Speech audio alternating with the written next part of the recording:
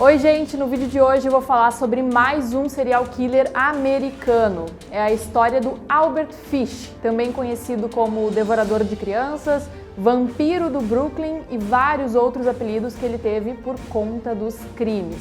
E quem sugeriu esse tema foi a Isadora Milagres. Então, Isadora, muito obrigada por acompanhar aqui o canal e comentar em todos os meus vídeos. Essa participação de vocês ajuda muito. Olha, eu já vou avisando que é uma história um pouco pesada, ainda mais por envolver crianças. Então, se de alguma forma isso te incomoda, não assiste ao vídeo. Mas se tu gosta desse tipo de assunto, assim como eu sei que é um pouco bizarro falar isso, né? Mas é que não é que eu goste desses casos horríveis, é óbvio que eu não fico feliz lendo e pesquisando sobre morte, é que eu gosto de tentar entender, né, o que se passa na cabeça dessas pessoas. Enfim, já deixa o teu like, comenta, te inscreve no canal, ativa o sininho para receber as notificações de novos vídeos e compartilha com os teus amigos. E agora vamos falar do caso Albert Fish.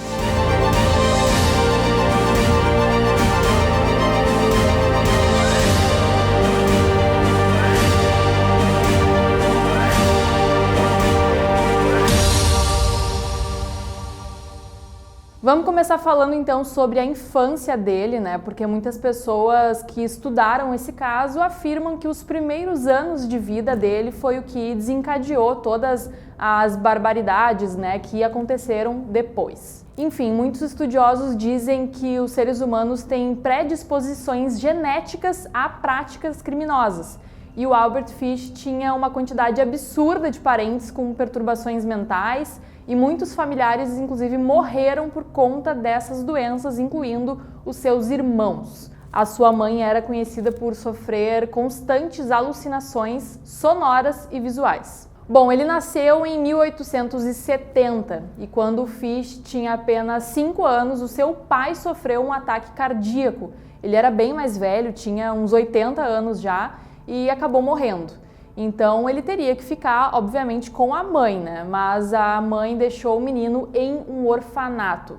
E lá nesse orfanato ele era agredido o tempo todo. E num certo momento ele descobriu que gostava da dor física e começou a ter ereções quando era agredido, o que o influenciou a gostar do sadomasoquismo. Quando ele tinha 7 anos, a mãe dele tirou ele de lá do orfanato porque conseguiu um emprego. E aos 9 anos ele caiu de uma cerejeira e se machucou bem feio. Essa queda começou a causar dores de cabeça e futuramente também surgiram alguns problemas mentais. Em 1882, aos 12 anos, ele começou uma relação homossexual com um rapaz que trabalhava no telégrafo, que incentivou ele a beber urina e a praticar coprofagia, que, para quem não sabe, é o ato de comer fezes. Além disso, ele passou a frequentar banheiros públicos masculinos com o intuito de observar os meninos enquanto eles se trocavam. Quando ele tinha 28 anos, ele conheceu uma mulher, se casou com ela e teve 6 filhos. Um ano depois, eles se mudaram para Nova York e o Albert começou, mesmo casado, né, começou a ter relações sadomasoquistas e homossexuais com várias outras pessoas. E foi em Nova York que ele começou a estuprar crianças. Ele começou a trabalhar como pintor e costumava molestar meninos, a maioria com menos de 6 anos, deficientes ou negros. Bom, e cada vez mais o seu sadismo aumentava e ele desenvolvia interesses mórbidos como castração, automutilação e mutilação sexual. Por algumas vezes ele até praticava esses atos nas crianças que sequestrava e abusava. E em meados de 1917, a sua esposa o deixou para viver com outro homem. E abandonado, Albert viu sua saúde mental ir por água abaixo. Foi nesse momento que ele começou a ouvir vozes, fazendo jus, né, ao histórico de alucinações e psicoses religiosas que eram presentes em sua família. Muitas vezes ele dizia que Deus mandava ele torturar e castrar os meninos. Ele ficava cada vez mais interessado no prazer proveniente da dor, né? Então ele passou a praticar mais atos agressivos contra si próprio, como cravar agulhas em sua pelvis. Uma vez ele foi na emergência e os médicos descobriram em um raio-x cerca de 29 agulhas alojadas em seu corpo. Ele chegou a enfiar um algodão com álcool em seu ânus, colocando fogo em seguida. Na mesma época também, ele descobriu seu gosto por carne humana e começou a sentir o desejo de praticar o canibalismo. Em 1928, Albert leu um anúncio no jornal feito por Edward Budd, um jovem de 18 anos que procurava um emprego. Então o assassino se interessou rapidamente pelo garoto, e foi fazer uma visita. Já na casa da sua futura vítima, o homem conheceu a irmã mais nova desse rapaz, a pequena Grace, de 10 anos. Ele conquistou a confiança da família toda, dizendo que ia contratar esse garoto, E aí, num dia, ele convenceu os pais deles a deixarem ele levar a Grace em uma festa. E depois desse dia, a menina nunca mais foi vista. O assassino ficou impune por 6 anos quando seu retrato falado foi divulgado pela polícia.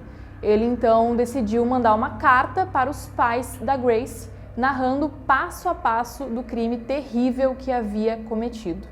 Desde o momento em que ele decidiu sequestrar e comer a carne da menina, até os detalhes do esquartejamento e cozimento. Bom, a sua forma de abordagem era clássica de um pedófilo, Ele aguardava, como um predador, uma criança ali previamente escolhida, esperava essa criança ficar sozinha, Seja por um descuido do responsável ou adquirindo a sua confiança. Bom, e como ele parecia um velho muito bonzinho, as crianças não desconfiavam em momento algum do que ele pudesse ser capaz. Aí ele levava essas crianças para casas abandonadas ou locais previamente escolhidos por ele, como templos para as práticas de tortura e canibalismo. Um dos apelidos dele, o bicho-papão, foi dado por um menino de 3 anos que estava brincando em fevereiro de 1927 com seu amigo de 4 anos chamado Billy. Eles estavam sendo cuidados por um vizinho de 12 anos. E esse vizinho teve que entrar na casa dele, em questão de segundos. Quando ele voltou, as crianças tinham simplesmente sumido. Então, muito assustado, esse menino avisou o pai do Billy, e então eles começaram a procurar esses garotos. E quando finalmente acharam um deles, ele estava no terraço da cobertura do edifício, mas sem o seu amigo.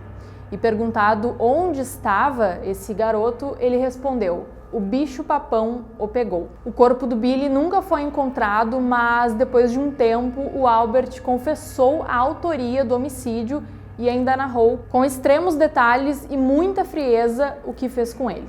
Enfim, o assassino levou o menino para uma casa abandonada, tirou toda a roupa da criança, amarrou os pés e as mãos dele. A partir daí, deu início a um dos relatos criminosos mais horripilantes que já foram descobertos. Ele separou ferramentas e um chicote feito por ele mesmo. Eu vou colocar inclusive aqui uma foto para vocês terem noção, de como era mais ou menos esse objeto. Então ele começou batendo no corpo nu do menino até, segundo ele, o sangue escorrer pelas pernas. Logo depois ele amputou as orelhas, o nariz e cortou de fora a fora a boca da criança. Ele disse que após retirar os olhos, a sua vítima faleceu.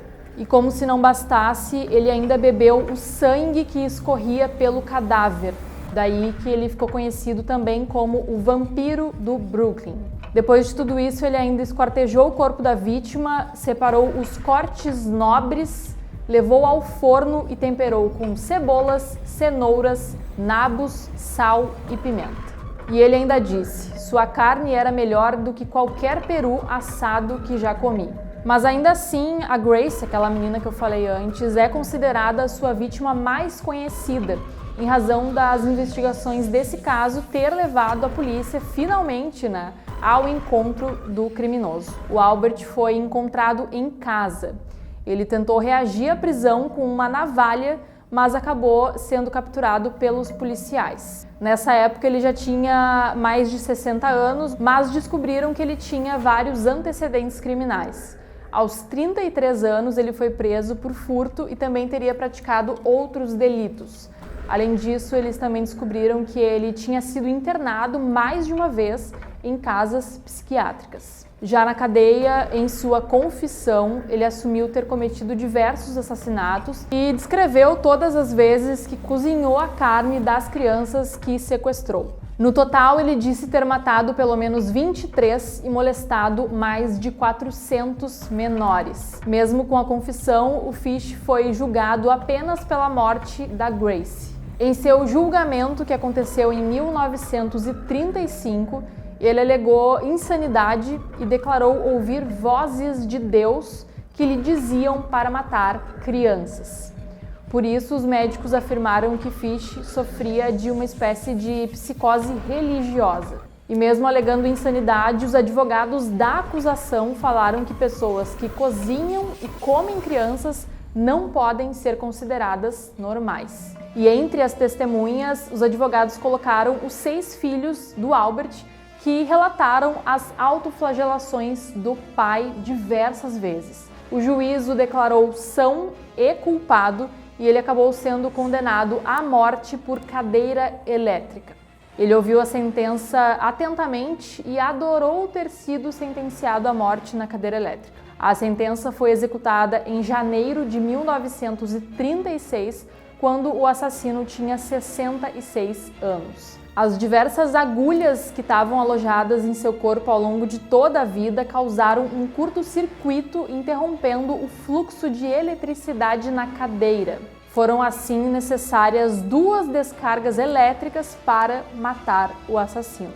E antes de fechar os seus olhos completamente, o Fish, referindo-se à cadeira elétrica, proferiu as suas últimas palavras: "A emoção suprema, a única que nunca experimentei."